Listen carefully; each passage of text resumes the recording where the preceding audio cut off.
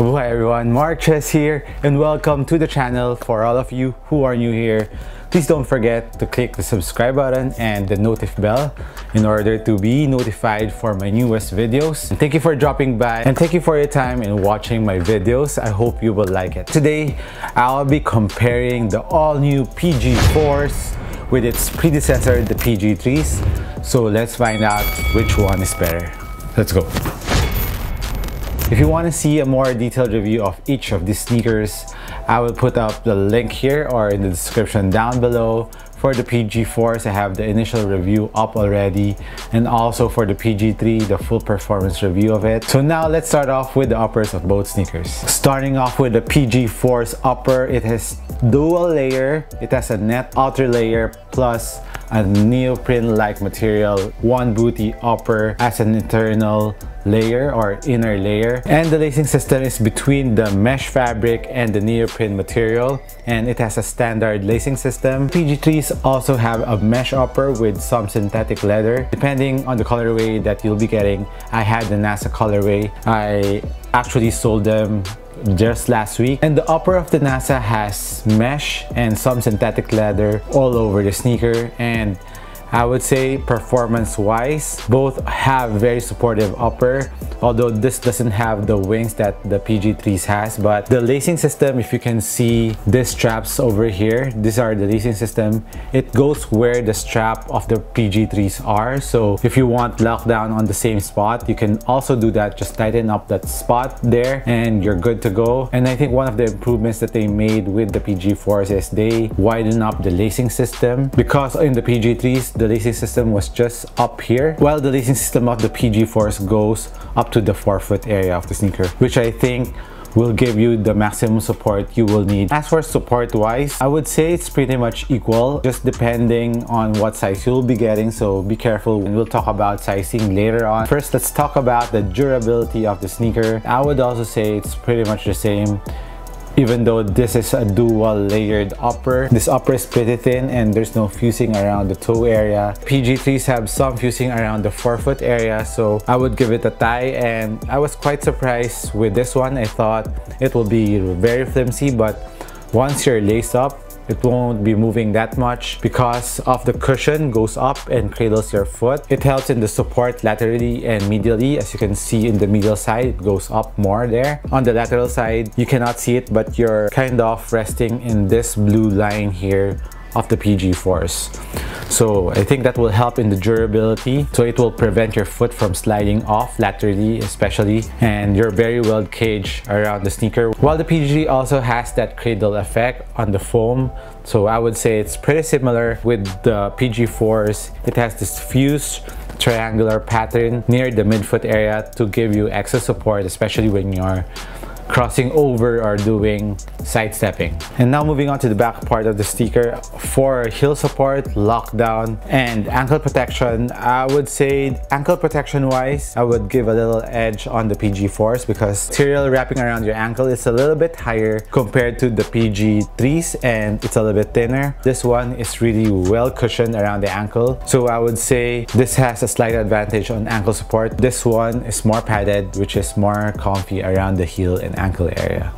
So that's a thing to consider. One major difference that I really saw and felt between the PG4s and the PG3s is how easy to put your foot in, especially at first wear. It's really hard to put your foot in. You really need to break in the neoprene material. In order to open up the sneaker, especially, I got a half size down from my true to size. In the PG3s, I got a size 11. I tried getting the 10.5 here because it's the biggest available in Japan. So fortunately, I was still able to play with them and I didn't have any screen abrasion, or I wasn't disturbed with the tightness of the sneaker because it kind of stretched a bit. Maybe on my size 11 PG4s, it will be a lot easier to put my foot in, but I'm guessing for a one booty upper, it's really harder to put your foot in compared to a very traditional lacing system. As for lockdown in the midfoot and the heel and going to the ankle area. I would say both are very good in terms of support, and you're very locked down in the footbed when you're playing with it. It's a tie in that area. And now let's move on to the cushion setup. This is the major difference from the PG3s to the PG4s. So this is the upgrade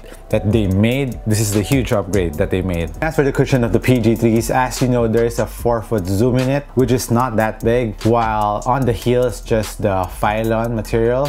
But overall cushion was okay on the PG3s. It does its job well, giving you a very well balanced cushion and a very bouncy 4-foot feel, even though the zoom unit wasn't that big. But you can really feel the 4-foot zoom unit on the PG3s because the Phylon was really plush on the PG3s, and I like that setup. If you like a really low to the ground feel with the bounciness in the 4-foot, the PG3 has a very nice cushion setup like that. And comparing it to the PG4s, I would say it's a huge upgrade because the PG4 uses a full-length air straw bell. It means it doesn't have a strobo board in between the air and the insole, which on the first use, you can really feel the air unit right off the box, and it is really comfortable. You can really feel the plushness of the air. What's nice about it too is you don't feel laggy, still feel really close to the ground. It is still very responsive, and I have nothing but props on the cushion setup on the PG4s. A lot of people are saying why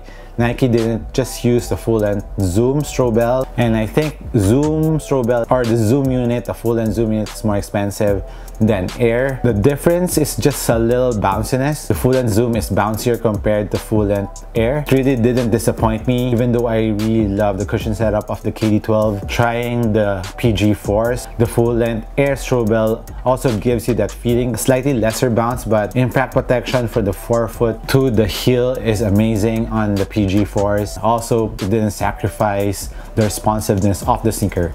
You still feel very quick. It still feels very responsive. Carrier cushion of the PG4s is also injected Phylon, and it is quite similar to the ones in the PG3s. It is very plush. So in terms of cushioning, I would say it's a good upgrade from the PG3s, and I would give the advantage to the PG4s. Now moving on to the traction outsole of the PG4s and the PG3s. They have a quite similar pattern, which is circular, but on the PG4s they included some lines and some like DNA type figure, or like a peanut that's encasing the circular pattern. And I would say the first wear that I had with the PG3s, the traction was immediately amazing, and with the PG4s first wear, I was kind of playing on a very dusty court. It was still gripping, squeaking a bit, but I have to wipe it because it was really dusty. As I use it more and after breaking them in, it improved a lot. But in terms of grippiness, I would give a slight advantage right now to the PG3s because right off the box of the PG3s, even though I was playing on a dusty court, I was really gripping really hard, and it took a longer time for dust to be picked up on the PG3s compared to the PG4s. So a slight advantage there on the PG3s.